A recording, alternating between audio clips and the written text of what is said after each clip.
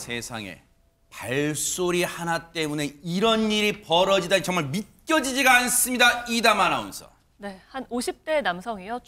층간소음을 이유로 윗집에 사는 30대 여성을 살해했습니다. 세상에.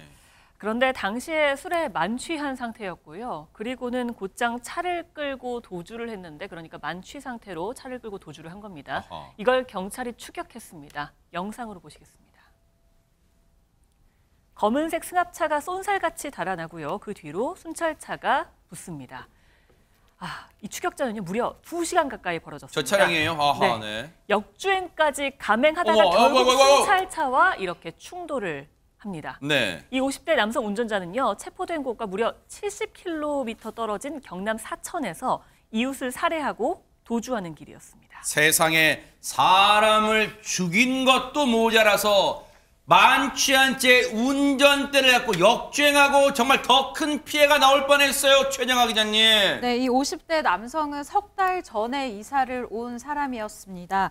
이 남성은요, 중국인 국적의 부부가 이 윗집에서 살고 있는데 뭐 문을 열고 닫는다거나 이 걸어 다니는 소음이 너무 크다라고 하면서 윗집에 여러 차례 불만을 제시했다고 합니다. 하하, 윗집에 사는 피해자의 남편분 얘기 좀 들어보시고 이어가 보도록 하겠습니다. 성인이 신발 신고 계단 밟은 발자국 소리 나기 마련 아닙니까? 만약에 안 난다면 이게 정상이 아닙니다.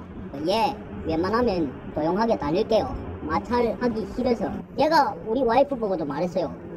저 사람 조심하라. 언제라도 일치겠다.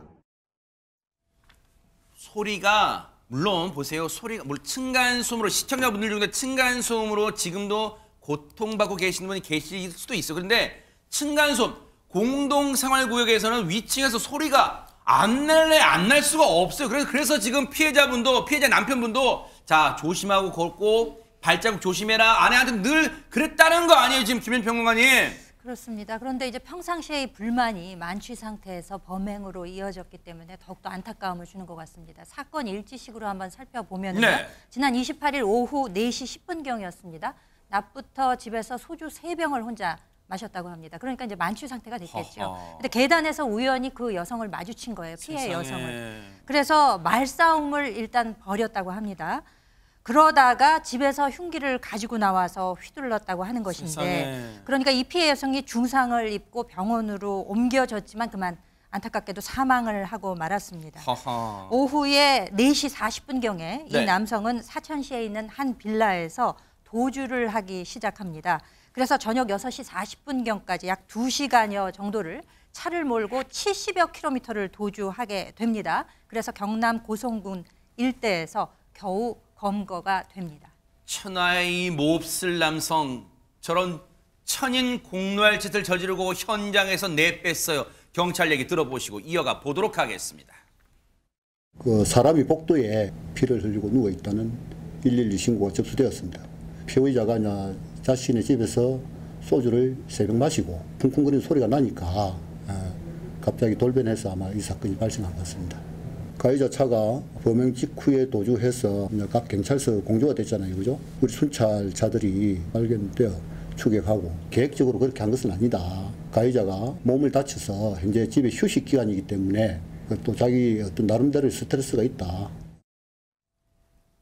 들으신 것처럼 정말 기가 차게도 또 우발적 범행을 주장하고 있습니다. 박성배 변호사님. 이 살인 사건인 만큼 경찰은 곧바로 구속영장을 신청했습니다. 이 사건에서 가장 중요한 양형 요인은 계획적 살인인지 우발적 살인인지 여부인데, 경찰은 일단 계획적 살인은 아니라고 보고 있지만 더 깊게 수사할 필요가 있습니다.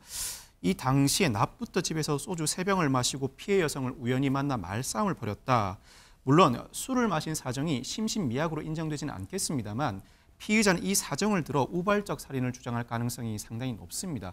이런 우발적 살인일 가능성도 열려 있지만 다른 측면도 살펴보아야 합니다. 양측의 갈등이 증폭되어 가는 과정을 두루 살펴보아야 하고, 네. 층간소음이 일방적인 주장인지 어느 정도 근거가 있는지도 살펴볼 필요성이 있습니다. 이를 토대로 피의자가 여차하면 피해자를 살해할 의사가 있는지 그 살해 의도를 면밀하게 따져보아야 하고, 우발적 살인 범행이라면 범행 후에 구호 후송하지 않고 도주한 이유 등도 면밀하게 따져볼 필요가 있습니다. 반드시 악마 같은 이 인간에 대해서는 법이 정말 엄정하게 잣대를 좀 들이대 주시기 바랍니다. 너무 경악스러운 사건이었습니다. 보고 계십니까? 대박 사건. 네, 안녕하십니까? 김명준입니다. 여러분과 함께하는 뉴스파이터. 다양한 소식과 뉴스를 보고 싶으시면 화면 오른쪽을 꾹 눌러 구독해 주시길 바랍니다.